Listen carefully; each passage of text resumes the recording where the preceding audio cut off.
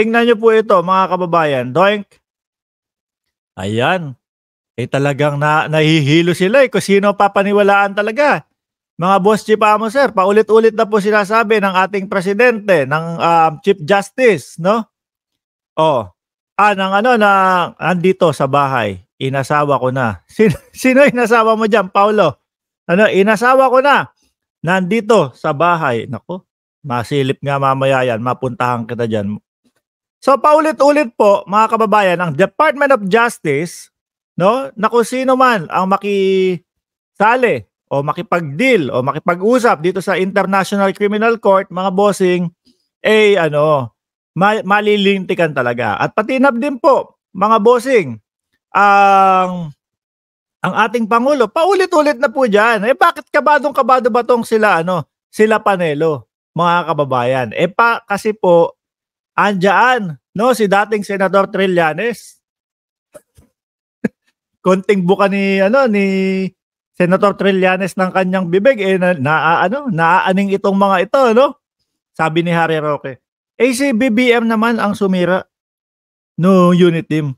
Kasi parang nakikipag-ugnayan na sa International Criminal Court. Ito po, mga kababayan, the warrant will be released late second quarter. The first batch is only for one.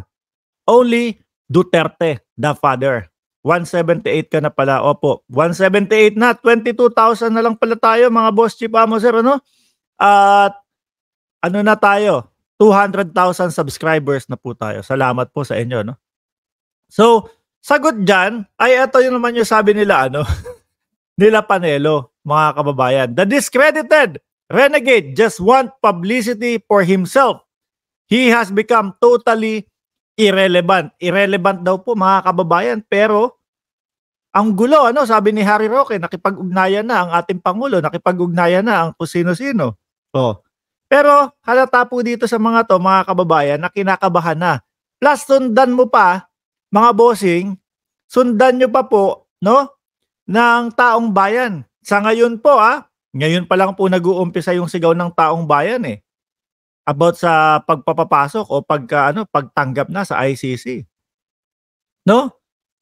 58.3 na po yung mga gustong makapasok. Ibig sabihin, lagpas kalahati ng Pilipino, mga kababayan, gusto na po ngayong makapasok ang International Criminal Court. Mga boss, chief, amo sir, kung ako nga dati, sabi ko, hindi ko na gusto yung kanilang ginagawa. Kasi puro paninira na lang sa ating presidente at sa gobyerno. Kaya lang, kapag usapang ICC, hindi ako pabor dyan. Ayoko makapasok yan. Diba? Pero ngayon po, mga kababayan, siguro kailangan na natin paimbestigahan. Dahil unang-una, lumabas naman din po sa bibig ng dating Pangulo na kapag malaki ang isda o kapag kakakilala nila, walang huli.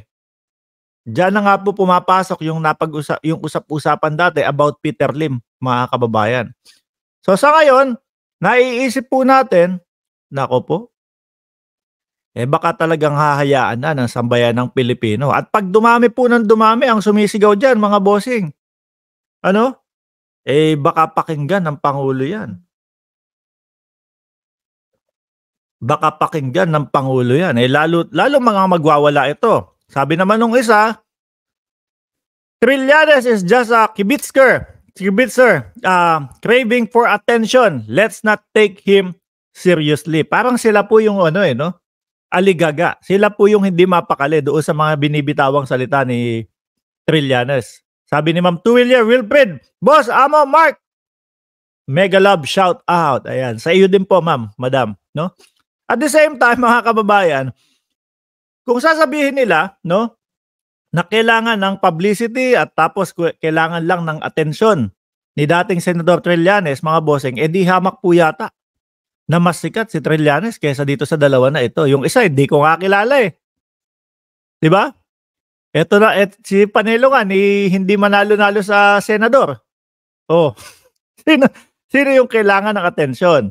Alam nyo po, mga kababayan, ito nakikita ko lang. Siguro sa panahon ngayon, dahil nare-realize ng taong bayan, mga bossing, na ang mga kakamping, yung mga politiko ng kakamping, kapag po pala, no, okay sa kanila ang namumuno, tahimik lang sila. Hindi sila kukuda, hindi sila against o hindi sila maninira, hindi sila mamemersonal. Ano po, siguro tumahimik lang si Senator Trillanes, wala nang sinasabi. Wala nang sinasabi. Mukhang posibleng makapasok sa Senado po, mga bossing, eh. Kumbaga, wag nating isipin, kakamping yan, 'di makakapasok yan. Ngayon po kasi nare-realize ng sambayan ng Pilipino, mga bossing, yung mga pinagsasabi nitong dating senador na si Trillanes. 'Di po ba? Sabi niya dati no'n, si Duterte ang nagbenta ng ating ng West Philippine Sea. Sabi niyang gano'n, mga kababayan.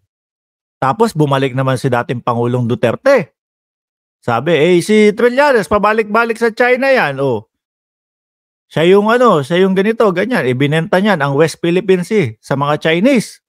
Gano'n. Kaso mga boss, chief, amo, sir, dumating tayo sa punto na ganitong panahon, na nalalaman natin at nauungkat unti-unti na mukhang mas may katotohanan po ang mga sinasabi ni dating Senador Trillanes, mga bossing.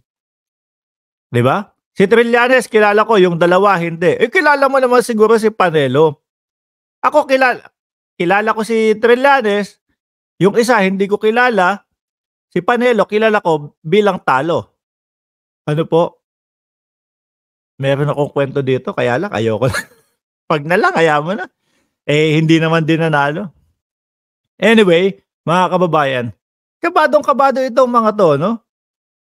Dahil naku, mukhang matatapat na po yata, mga bossing, sa sona ng ating Pangulo.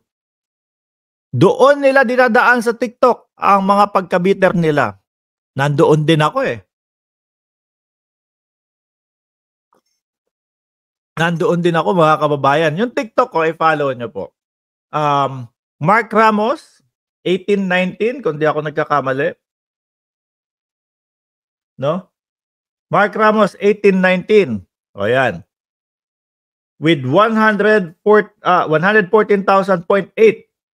subscribers. Ayan, dyan po, nag-iiyakan sila, mga kababayan. Bardagulan yan, mga boss, chief, amo, sir. Talagang, kung gusto nyong magpaiyak ng mga DDS, dyan kayo pumunta at tingnan nyo yung, yung TikTok ko. Tumuloy tayo sa susunod, mga kababayan. Sabi ko nga sa inyo,